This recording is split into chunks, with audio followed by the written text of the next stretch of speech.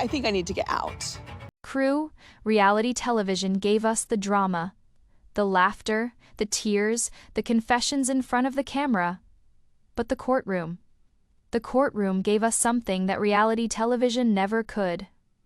The truth, this was the Brown v. Brown case, and make no mistake, it wasn't scripted. There were no producers behind the scenes, no editors cutting tape to build a story, no fabricated dialogue designed for ratings.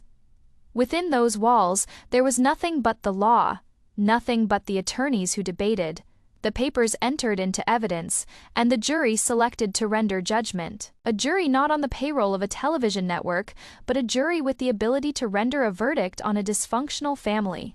Christine and Janelle did not arrive with makeup teams and cameramen. They did not bring confessionals or producers telling them what to say. They arrived armed with something a great deal weightier: receipts. Hard, cold bank statements, witnesses who stood to gain nothing and lose everything, and perhaps most incriminating of all, the insider's testimony, the voice of the single person who'd witnessed it all from the inside, and who was willing to stand up under oath and tell it all. For years they wondered, was what they were viewing on television real? Were the fights staged, the crying fabricated, the betrayals hyperbolic, or was it merely another plotline for viewership?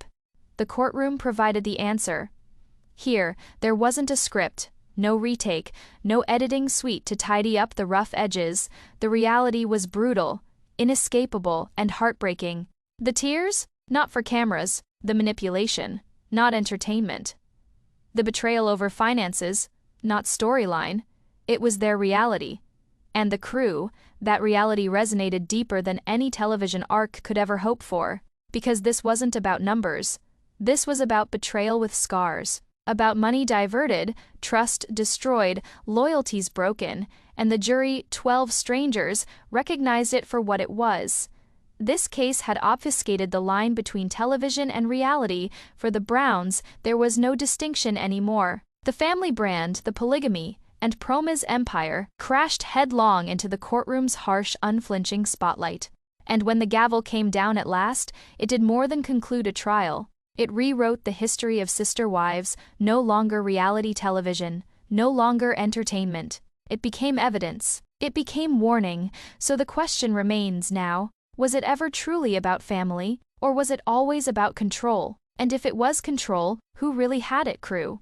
The cameras stopped rolling, but the truth is still reverberating, and what it shows could shift the way the world perceives this family forever.